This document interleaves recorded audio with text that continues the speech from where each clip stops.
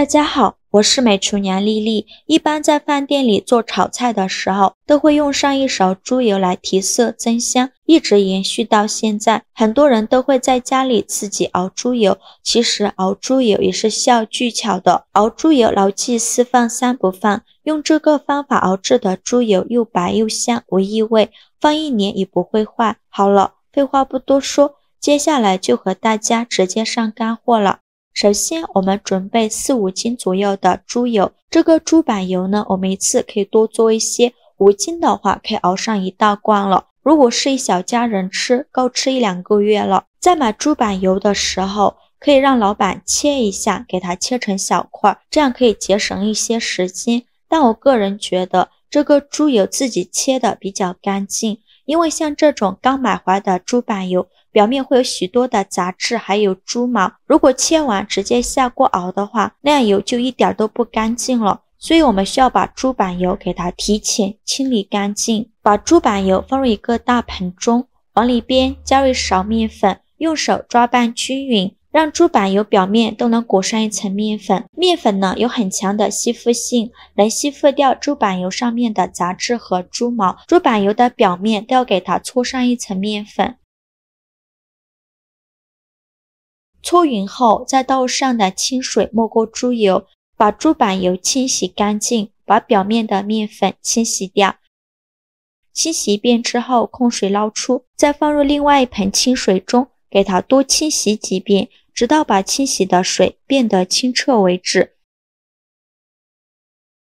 洗净后，直接放到案板上，给它平铺成大块，先用刀给它切成长条，宽约2-3厘米左右。然后再改刀切成小块，尽量切得小一些，这样更容易熬出油。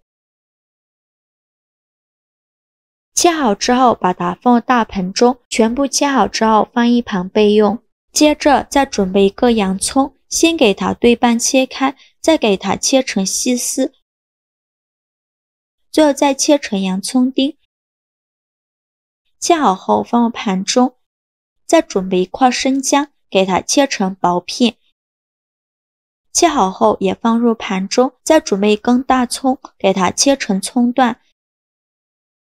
切好后放入盘中，再加入2个八角，再放入1小把洗净后的香菜，给它放一旁备用。起锅烧热，多放一些冷水，然后把猪油放入锅中，给它焯一下水，开大火把水烧热，用铲子搅拌一下。这里千万不要把水烧开了，只要加热冒烟就可以。猪油用热水烫一下，可以把猪油表面的杂质烫出去，而且还能去除猪油的血沫，这样能去除猪油的腥味。看一下煮4-5分钟左右，水表面就会漂浮着很多的杂质，说明猪油表面的杂质已经被煮出来了，像这样就可以。再用漏勺把猪油控油捞出，迅速放入热水中，这里一定要用热水，如果用凉水的话，那些杂质又会重新的沾到猪油上。再把猪油给它清洗一遍，把表面的浮沫清洗干净，洗净后控水捞出，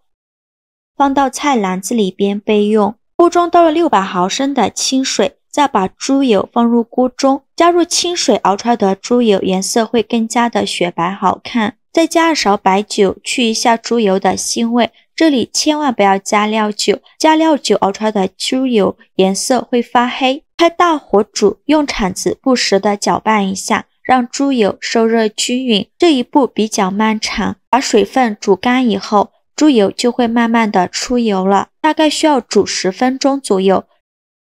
10分钟后我们来看看，现在的水分已经熬干了，猪板油已经在慢慢的出油了，现在就要勤翻动了，让猪油受热均匀。熬猪油，1不放花椒，因为花椒容易变黑；2不放料酒，料酒熬出来的猪油不发白；3不放大蒜，大蒜熬出来会有一股死蒜味。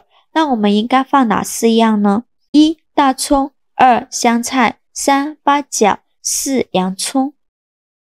熬至猪油颜色微微发黄，把这些准备好的大料倒入锅中，用铲子搅拌一下，把这些大料的香味熬出来。现在就要转中小火慢慢的熬了，如果开大火的话，会把猪油熬糊，那样熬出来的猪油颜色就会发黑了。这里加葱姜、八角、香菜呢，有很好的去腥增香的效果。加入这些料头熬出来的猪油，吃着会非常香。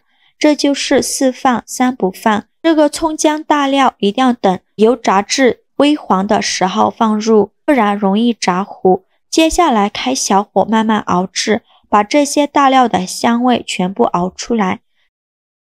趁这个时间准备一个砂锅，放入一把黄豆，再加2勺食盐。这里为什么要放黄豆和食盐呢？因为黄豆和食盐有很好的防腐作用，而且黄豆能够很好的吸附猪油里面的料渣，这样猪油吃起来没有异味。现在我们的猪油也熬得差不多了，看一下这些大料已经变成这种焦黄色了，再熬下去猪油就会变黑。先关火，把这些料头用筷子夹干净。